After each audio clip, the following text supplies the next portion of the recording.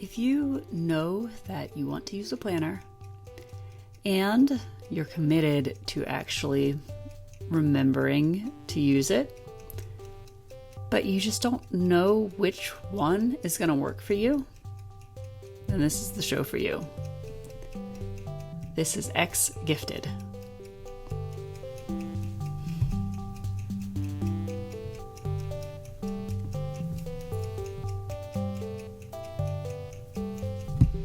Hello there, welcome to ExG. I am your host, Ren Eliza, and as promised, I am going to talk you through some different kinds of planners that I know about, that I know how to speak about. And let's be clear up front that I don't know every kind of planner out there. I haven't used every kind of planner out there. All I can really talk about are the ones that I have used, and I will give some honorary mentions to things that maybe I haven't used that specific planner, but I have heard other people that like it, and I have used things similar to it. So I'm going to talk through what some of the different kinds of planners are and what benefits are of different planning systems. You may have already noticed this is a long one today, so buckle up, or if you want, you can come back to this later when you have a little bit more time, especially when you have the ability to take some notes down for yourself. So to start off, I want to reiterate, if you haven't already listened to the previous episode about how to remember your planner and actually picking it up and using it on a regular basis, then start with that. Don't start worrying about which planner you need to use. Like, you can literally just use any notebook that you have as a fill-in until you figure out what the perfect planner is. Just pick it up and use it every day. Just teach yourself to remember it. It's not something that comes naturally for a whole lot of us. So that's something you're really going to have to focus on, whatever kind of planner you use. The planner itself is not going to help you with that. And so having the perfect planner system comes secondary, but there's something even beyond that. Having the perfect planner system, sorry, my AC just kicked on and confused me for a second. Okay, having the perfect planner system comes secondary, but it's also really, really important to remember, even once you are in your planner every day, you are using it, it is helping. It's very normal to find as you go the little tweaks and things that you need to make. That's to be expected. You don't want to spend too much time up front trying to think through what the best thing is going to be. You want to get started, get using it, and once you're in there using it, it will be easier for you to see what kinds of things are working, what kinds of things are not working, and that's how you find what the best thing is. And I'm pretty sure that I've mentioned this elsewhere, specifically when it comes to planners, but just in case, if not, it's also possible that the thing that's working really great for you right now isn't going to be the thing that works for you really great in 2 months. That doesn't mean that you're not a planner person. Massive air quotes there. After all, it doesn't mean that anything's gone wrong. It doesn't mean that your system is broken. It doesn't mean anything except that it's not working for you right now. And so you need to find out what you can do to fix it. So don't make it into this big dramatic event if your planner isn't working as well now as it was when you first started. Even if it's been working a long time, sometimes there are just periods of our life where we need different kinds of planners. Maybe you have more time to dedicate to your planner. Maybe you have less time and you need something that you can just get in and out really quick. Maybe it's just the way that things are coming together in your life. You need to be able to see the whole week at once. Maybe it's something where you need more space dedicated to each day. Whatever it is, different phases of our lives may require different planners. And here's the other thing. Even if it doesn't seem like anything has changed in your life, sometimes your brain just wants novelty, and that's okay too. Now, that doesn't mean you want to go buying a new $50 planner every other week, but luckily there are lots of options that are extremely affordable. And there is a lot of variation also that you can do even while staying in the same planner that you have. So even if you do have a $50 planner, there are still lots of options there that you can do to give yourself some variety without entirely throwing it out and going and buying a new planner. Okay, so to begin with, before we get started talking about actual specific different kinds of planners, it's worth going through just asking yourself a few questions about what specifically you want. Like, do you want digital or analog, or do you want to use some kind of combination of the two? I actually have a pretty lengthy blog post about how to use the Rocketbook reusable notebooks for a combined paper/digital system. Secondly, think about the size that you want. So bigger means more usable space, but that also means more space that you need to fill up, which can be overwhelming and can lead to guilt, whereas smaller is much nicer and more portable if that's something that's important to you. It's worth noting that undated planners exist, and not just like bullet journal where you have to do everything yourself, but you can get planners that are set up for you but just don't have a date up here. So in that case, you kind of don't have to take on the guilt when you skip a day or a week or a month. I know some people are intimidated by the need to write in every single day, but if you just try timing yourself, you'll see that writing in the date is essentially nothing. So give that a try if you're not certain that you're going to be able to use it every single day. And lastly, you may have heard me speak about it before. Vertical planners are amazing for time agnosia because you can actually see the time laid out for you, like right in front of you. However, weekly layouts are prone to empty space even when you're using an undated version, because once you write in Monday, you've got the next 6 days already all there for you. So I really do recommend that you try a layout like this, especially early on at the start. But at the same time, it's worth working on your perfectionism so that you don't feel too much guilt around the empty space. You can learn to be okay with the empty space, but also feel free to use that as space to decorate as well. I like to just write in quotes on the days that I've forgotten, or draw in little doodles if that's something that you're into. Let's start just going over what I'm actually using right now. So if you're on YouTube, then you can actually see this.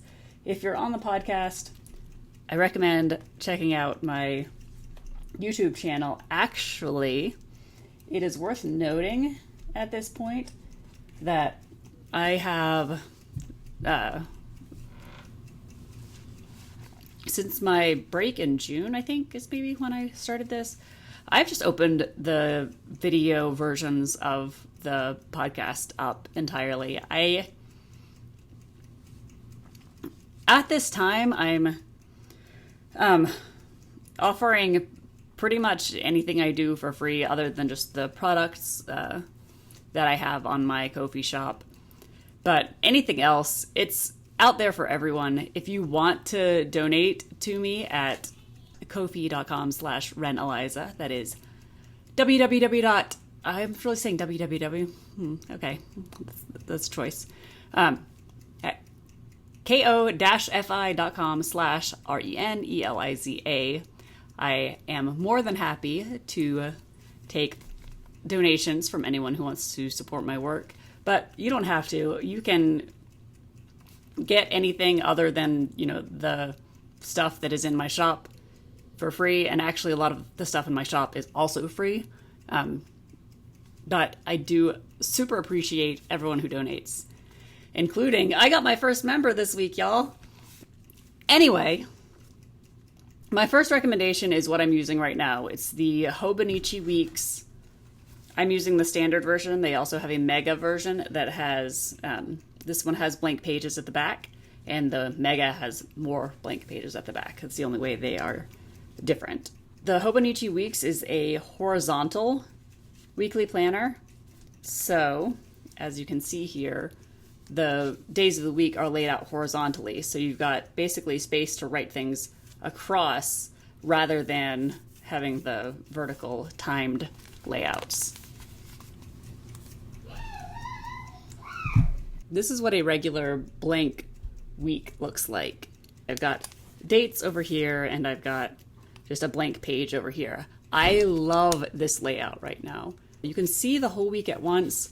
You've got a page over here that you can do whatever you want with it. This planner, it's, a normal 12-month planner. It actually starts, I think, the first week in December, so you actually get an extra month. It's got months, and then it's got weeks for all of the weeks of the year, and at the back it has just blank pages. The standard one, I think, has 77 or something blank pages, which is a lot. I have a standard weeks, and I think that the number of pages I have in the back is going to be pretty much perfect for me, for at least how I'm using it this year. I might upgrade to the Weeks Mega, which has like an enormous amount of blank pages in the back. So I'm not going to talk too much about exactly how I use this, because that's techniques. That's more for next week. But yes, you've got what's called a horizontal weekly layout, which means that the days of the week are horizontal instead of being vertical. So horizontal weekly layouts can either be like this, that you fit the whole week on one page, or sometimes they can be spread across 2 pages. Like you might have 4 days over here and 3 days over here, and then a little bit of space, instead of having this like full, big, nice blank page. Personally, I highly recommend the full blank page instead of having just a tiny space. So that is my first recommendation, the Hobonichi Weeks. The second thing I want to talk about is the planner that I was using last year. So if you've been around for a while, you may know that I highly recommend the vertical weekly planner. This one in particular is the Kokuyo Jibun Techo Light, is specifically the one this is. This is the B6 Slim, because it's narrower than a standard B6 size. So they also have one that's an A5 size that's a lot bigger than this one. But I personally really liked the size of this, especially for someone who's just getting started. The B6 Slim or the Hobonichi Weeks are both very compact and manageable and aren't going to overwhelm you. So this is a vertical weekly layout. So that means that it has the days of the week going in columns instead of in rows like the Hobonichi did. I really, really love a vertical weekly spread for anyone who has time agnosia. If you don't really grasp how much time is in a day, what it feels like for an hour to pass, things like that. These can be really, really good as far as, blocking out the time in your day so you know how much time you want to spend on different things, and you can kind of get a handle on that. You can use it for blocking, as I've done here. You can see that's like early on when I was first using this planner.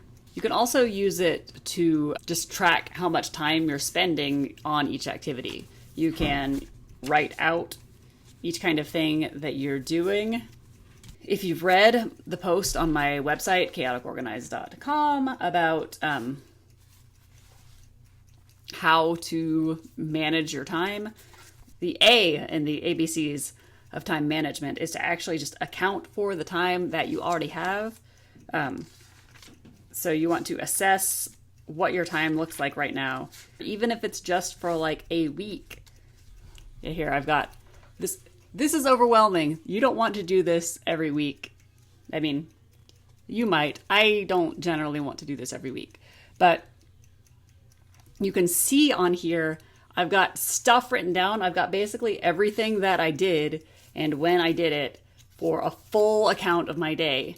So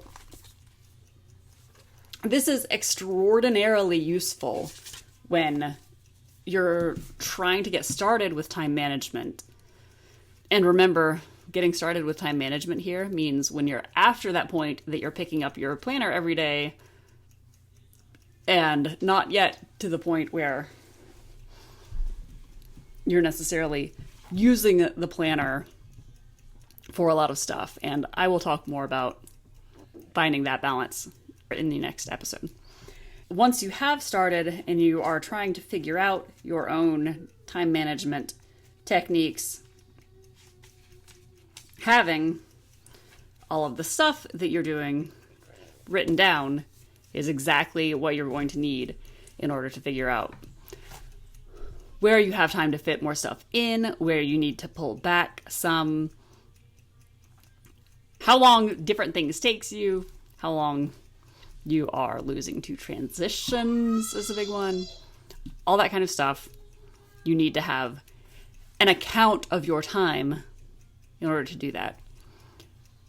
You don't necessarily have to buy a standalone planner for that. You can do it just on a sheet of paper, or you can go, if you sign up for my mailing list, you get a sheet that has the vertical time layouts, and you can just put it in on that, and that's entirely free, and it's all laid out for you. I want to make it very clear when I'm talking about weekly layouts that I do not recommend that you set up an extremely detailed weekly layout that tells you exactly what to do every minute of every day from now until eternity, or even just from Monday until Sunday. Don't make very detailed plans for your entire week, probably not for your entire day, and expect yourself to just actually stick with that, especially not when you're just starting using a planner. If you make something like this, and this is an hourly, weekly layout where I have basically ideas for exactly what I'm supposed to be doing during each hour. If you write it on your current week, as your plan for the week, you're not going to want to pick that book up ever. Don't do that. Don't give yourself this big, detailed, stressful plan when you're trying to get used to using your planner, because there's not really anything that's going to make you less interested in picking it up and actually using it than all of these obligations that you have here. Don't do that. You can do it as inspiration, as an ideal, as the world if there were no complications in it, but not as an actual plan. making out kind of an ideal layout where you're kind of playing around with things and seeing where stuff will fit, that should probably come after you have already started to get used to using your planner. And additionally, it should never be an obligation or that you feel like you have to do every single thing on there. When you're first starting to get used to it, having something like that, especially like I did it on the first week of the year because I knew that I wasn't going to use that page at all. And if you're not at that place in your life yet where you can look at this and see that it's a fantasy, then just don't write it down at all. Just skip that step. This is not what vertical planners are for. Just, to recap, the specific vertical planner that I talked about was the Kokoyu Jibun Techo. That is the one that I have used. I also used to make my own printables. I think those are also available on my website somewhere. I'll put a link to it in the notes.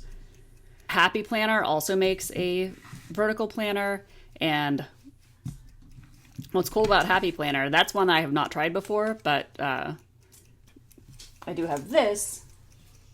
This is not a Happy Planner. This is my Rocketbook Franken Planner. But Happy Planner, like this planner here, is a disc-bound system, which means that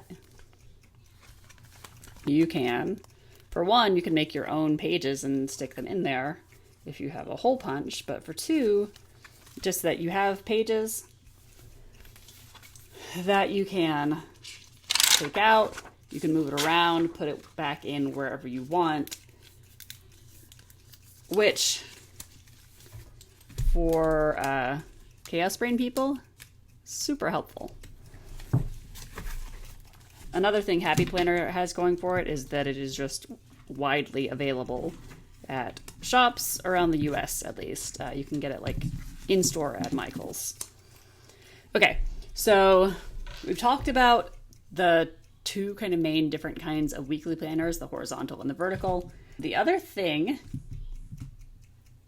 that is an option is a day planner. This is just a little notebook that goes in this kind of cover that is, as you can see, the Hobonichi Shacho. This is the original A6 size, so this one is nice and compact, although when you put the cover on it, it gets real big real fast. This one is actually the avec style, which means that this one is 6 months, but it actually comes with two notebooks together. The way I actually like to do these is I like to use the avec because then you can have a notebook in the back, so you've got 6 months and then your notebook that can stay in there even when we switch out the 6 months. So that's how you can keep your collections, like the kinds of things that you want to just keep. But we can talk more about that next week. The classic Hobonichi Techo is basically just a day planner. I also have its older cousin, the Hobonichi Cousin, which again is a day planner. You see, you got your days there. However, in addition to just like months at the beginning, just like any planner has, you also have in here a vertical weekly layout. So you'll see this week has exactly nothing on it, and that's actually what most of my weeks look like in this. There's a lot of blank space when I got it. I was using the Jibun Techo, and I thought to myself, I have to have this vertical weekly layout. That's what I'm used to. It turns out I do not have to have that vertical weekly layout. It really is not that important to me. So it is good for me to occasionally be able to go in and assess my time again and again. But I have come to realize that the way I'm planning right now, as much as I do recommend the vertical weeks, it is not necessary for me at this time. So the day planner does not show you a weekly layout. It just gives you basically a page for each day, and you can write whatever you want in it. When I got started, I thought that I was going to use it more for planning, but in the end, I have used it just for long form journaling in here. And I've got my gratitude journaling in here. I have recently switched up my journaling technique a bit. So that's a little bit different, but it still is basically the same thing. I'm still journaling in here. It does, and the big one and the small one both have this. It has, let's see if we can see it here. It has an hourly breakdown. Over here on the side, there's like a little section here that you can use to plan out your day, like hour by hour, like you would on a weekly layout. I really like to have that whole week when I'm trying to figure out what piece goes where. And especially for assessment, I like to have the whole week. If you have, a lot of meetings or appointments or timed things, that this could be really good for that. And then you could use this section for doing your journaling, or you could use it as a bullet journal, honestly, as well. So this one is a dated version. They actually do also, Hobonichi also has a day-free version, which means that you can write in whatever date you want, which means if you don't use your planner for 3 days, you can come back and you don't have to skip a page, which is really great for a lot of my people. I have heard from people that they get overwhelmed sometimes with having to write in the day. I would recommend, see how long it takes you to actually write the date. My guess is it's probably like 5 seconds, maybe as much as 15. So I don't think that you should let that get in the way of the kind of planner that is going to actually be useful for you. Especially if you're concerned about wasting the paper. Try an undated planner. I just basically picked up all of my different planners that I use right now and some of them that I've used in the past. I'm not going to really go into this too much. This one shows more of technique than anything, but this is my little passport size traveler's notebook. And here I have my larger size traveler's notebook. This wallet cover that I have on my weeks fits in here as well, so I can have this whole thing. I think that a lot of people are not going to want to carry around this whole thing. The weeks itself is nice and compact, as is the B6 Jibun Techo or the A6 Hobonichi Techo as well, if you don't have that big cover on it. But you probably don't want to just carry it around just like this either, because it's definitely at risk of getting a little bit messed up. But it's a little bit thicker. I mean, depending on how many inserts you have in there. I have a lot. I always like to have a lot of inserts. But the passport size TN also has the option of being very compact. I am going to show you just briefly, I think, just in case you don't know what a traveler's notebook is. It's basically just this flap that's like a cover. It comes in lots of different styles and sizes and stuff. And then you put these inserts in it.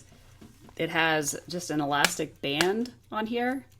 And you stick individual notebooks that you can slide in and out of the elastic bands.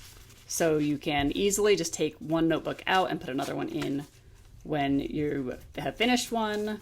Or like this one here is just a sticker book that's just got like sticker paper on it. So I can put stickers in there to carry around with me. And so no matter what inserts I have here, I will always have all of my stickers on here. I use this one basically as my like spiritual, like witchy journal, although I also have on here just like a little monthly calendar at the beginning. And this is not a planner style, really. They do sell planner inserts. You can get all kinds of planner inserts for this. I just wanted to mention this because if you think that you might be changing your mind about exactly what you want a lot, this one is, you can keep the cover itself. You can have a few inserts, like this folder. Actually, I made this folder myself, that I can like stick stuff in there. You can keep things like that in there, but change up just the individual inserts. It's not a lot of waste. It's not a lot of expense. You can make your own inserts, which can also really bring the price down, or you can find printable inserts, like on Etsy or on my shop. I'm going to have some role planning system traveler's notebook inserts going up, hopefully soon. I've been making them for myself, so they're almost ready. And then the inserts, you can get vertical weeks, you can get horizontal weeks, you can get daily layouts or just dot grid pages that you can use for your bullet journal. You can use any kind of system that you want with the traveler's notebook. But the same thing is true for the disc system that I was talking about, that you can use any kind of inserts that you want to go in here. So I did this to my Rocketbook. Rocketbook also has their own planner. I have not used it, but their new everyday planner looks really cool to me. I would like to try it, even though I have not yet used it myself. So on the topic of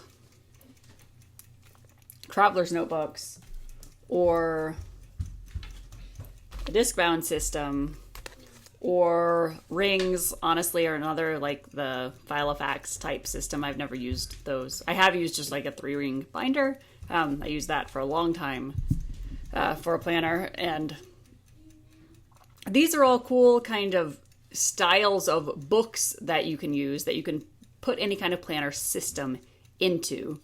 All of these containers and more are great places where you can use bullet journaling. And you will see here that I am using bullet journaling techniques, the like bullets, the X's, the arrows, all of those things, in my horizontal weekly planner that I'm using right now. I've got the same kind of keys that is the traditional bullet journaling. I've got circles for events, this event right now that's happening, the co-working session. I've got dots for things that I have to do, like record podcast. Those are the tasks. And then I've got the X on the things that I've done, like playing Pokemon Go yesterday. That was very important. And then just a little dash beside notes and things like, oh, hey, I got my first member yesterday. Yay! Bullet journaling is generally meant to be done in just a plain blank notebook. This is a notebook. Have you ever heard of that before? This one in particular is dot grid. A lot of people like to use dot grid for bullet journals. The bullet journaling community has really made the dot grid notebook really popular, but the exact type of notebook you use is not at all important. If you have a dot grid notebook or a lined notebook or even a blank notebook, it's fine. It doesn't matter. You can have whatever kind of layout you want on the inside of your notebook.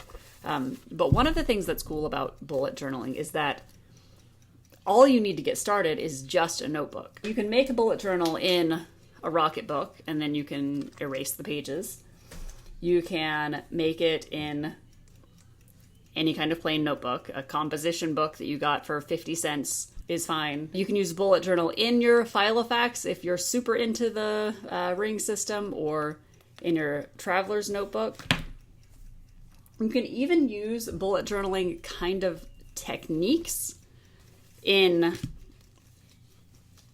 other planners, like I use it in my Hobonichi weeks. A day planner is great for using bullet journaling techniques, because you've already got, your daily spreads here. They're already right there for you. day planners generally will also include the monthly calendars at the front. So you don't have to make up your own monthly calendars.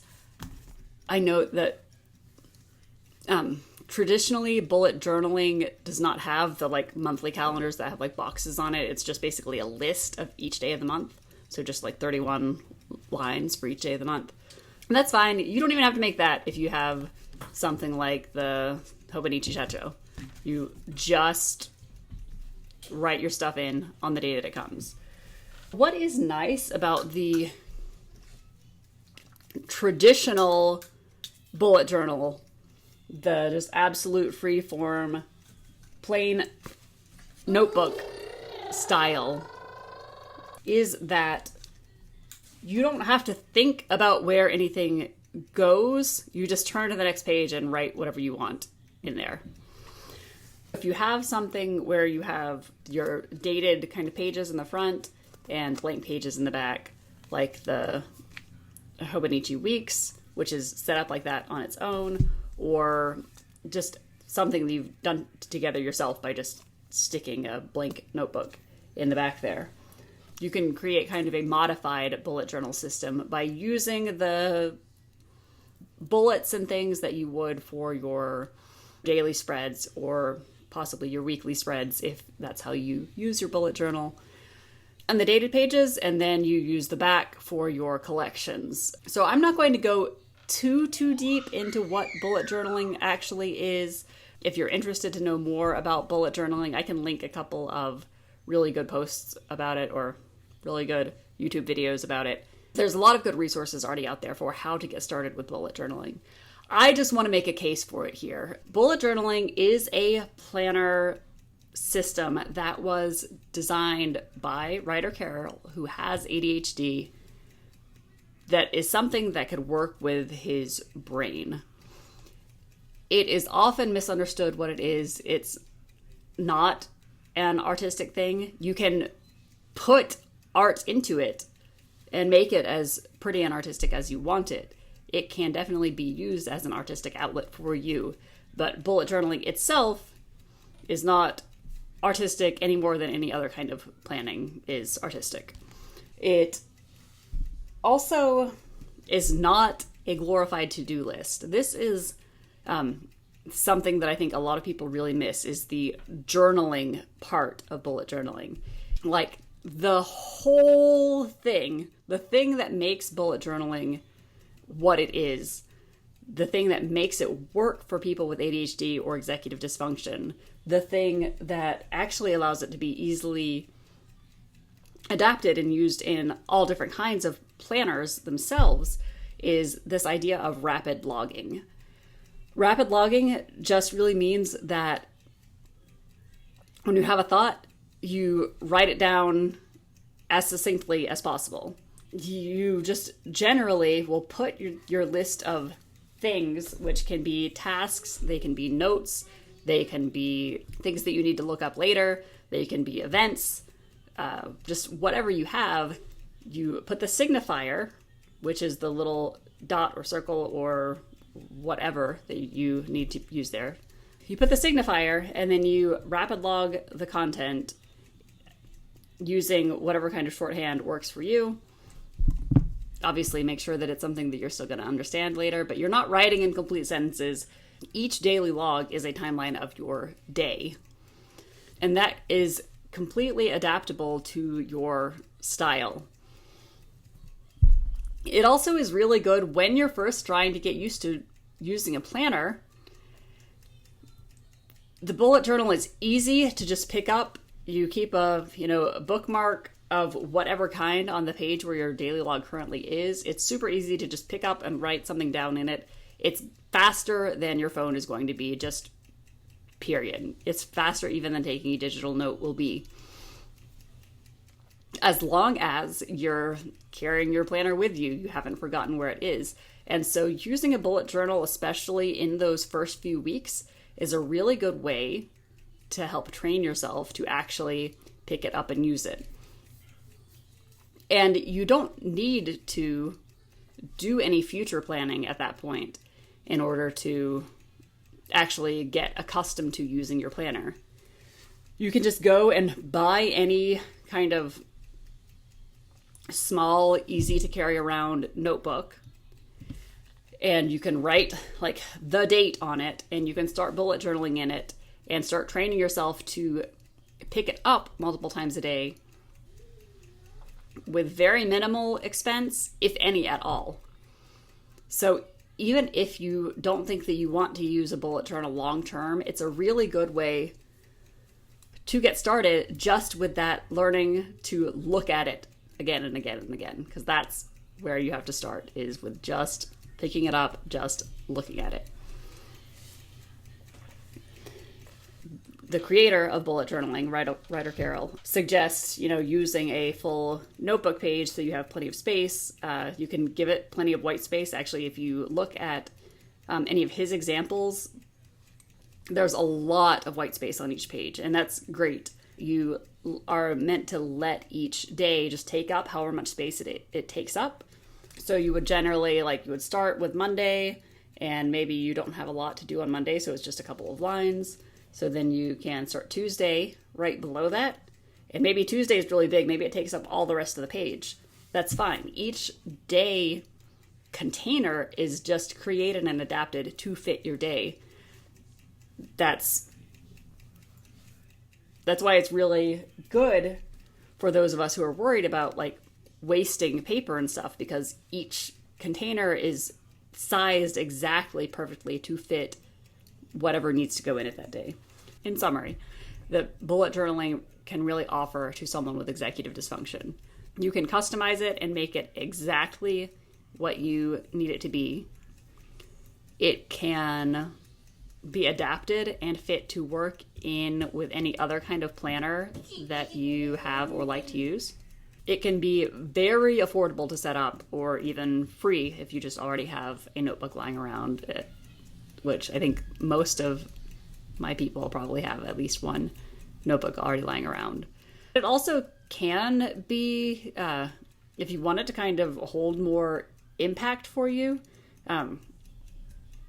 sometimes I need to have a little bit of investment in something in order to actually take it seriously. So you can easily buy a nice pen for it and a notebook or something that is going to cost more to set up, but also make you feel are really valuing it and are going to take it a little bit more seriously. It can use up kind of as much or as little paper as you need. There's no wasted paper because you're starting each thing just as soon as the other one is finished. There's no wasted pages from empty dates, or if you go 3 or 4 days or weeks or whatever without using it, you can just pick it right back up. There's no judgment. You just continue right where you left off. Having a blank notebook that you can just fill in with whatever you need to fill in, the value of that cannot really be overstated when you're working with the chaos brain, because as you know, my motto is write that shit down. Don't try to keep it in your head. Keeping it in your head it's not working. It's stressing you the fuck out. There's a good chance that it's not staying up in there anyway. It's probably slipping away anyway. There's no reason for you to have all of this stress for a system that is not even working for you. You write it down, maybe you write it down and you forget where it is and you can't ever find it again. If you have a bullet journal, at least you can get used to knowing that where your stuff goes is always in the same place, that it's always in one place. That is the big advantage over writing on random slips of paper or Post-its. And don't get me wrong, I love Post-its. You can't see it from here, but I've got a whole wall of Post-its right behind my camera. But for the things that you're trying to remember, having it just in one place makes it a lot easier to find again. And additionally, even if you can't find it again, writing it down allows you to let go of that stress because you know that it's recorded. And once you have confidence in your system, you know where approximately it is recorded. This is key. This is everything. And the one more thing, rapid logging. It allows you to take stock of your day, to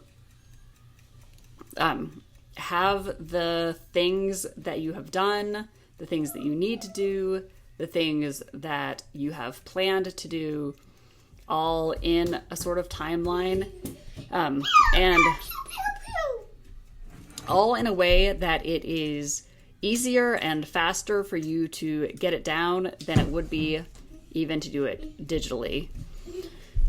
So I really, really recommend, if you have not tried bullet journaling before, just give it a try. Just pick up one of those notebooks you have around the house and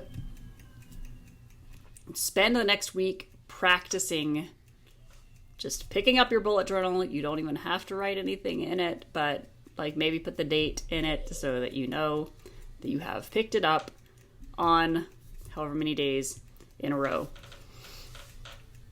So take those lessons learned from last week, apply it to the notebook that you already have sitting around your house, and that's how you can get started with making your planner habit.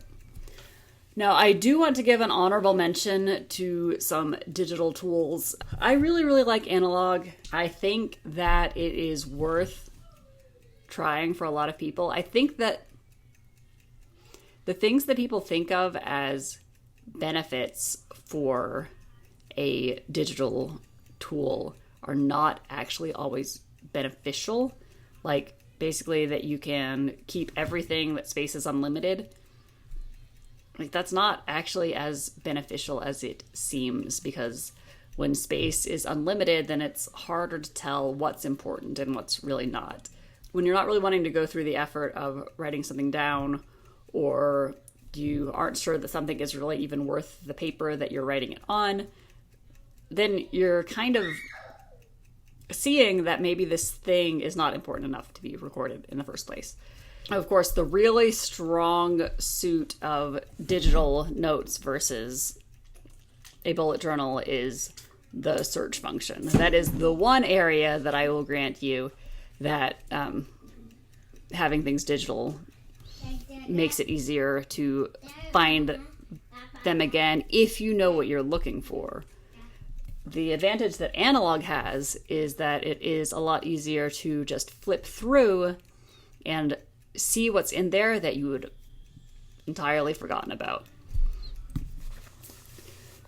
One of the other things that I really like for using digital notes is when I'm capturing digital information. So the stuff that's just coming out of my head, lots of times I want to write that down in my notebook. But if I'm trying to copy some quotes, or I want to, copy paste a long paragraph or save an image or something like that, all of that kind of stuff that's already coming from my computer, it's obviously going to be a lot quicker and faster and easier for me to save it if I just Control C and then Control V it.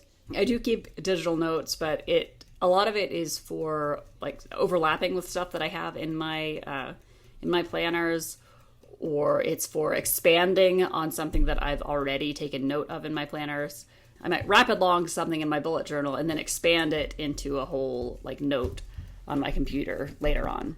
So the tool that I use is called obsidian.md. It's basically just a note-taking tool. It's extremely simple, and all of the files are stored locally or on your own personal cloud instead of it being something that they keep on their servers, which I really like. A lot of people love Notion. You can use Notion in a lot of the same ways that you can use Obsidian, or you can, there's a lot of things that you can do with Notion that are beyond the baseline capabilities of Obsidian. I just prefer Obsidian for the reasons mentioned before about basically owning my own files.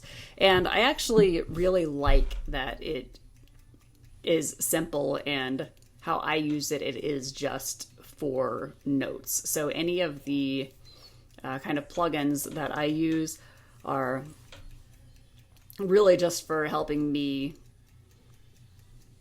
access my notes in the way that I want.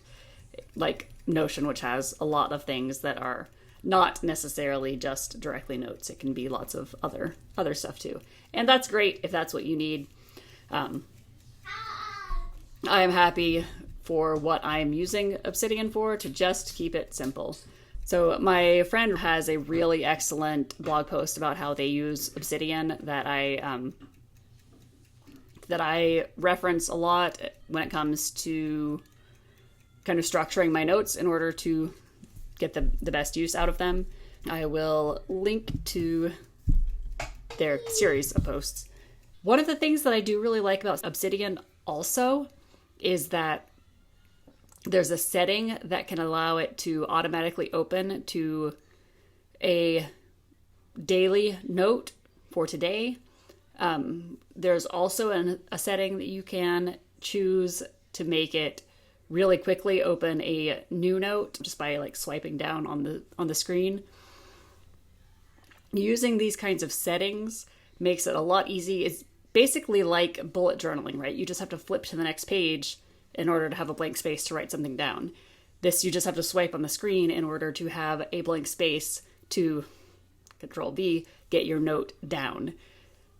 Because of this, Obsidian is a really great tool to use for bullet journaling. So if you're thinking about going digital, I highly recommend that route. So in the next episode, I will be continuing on in this sequence.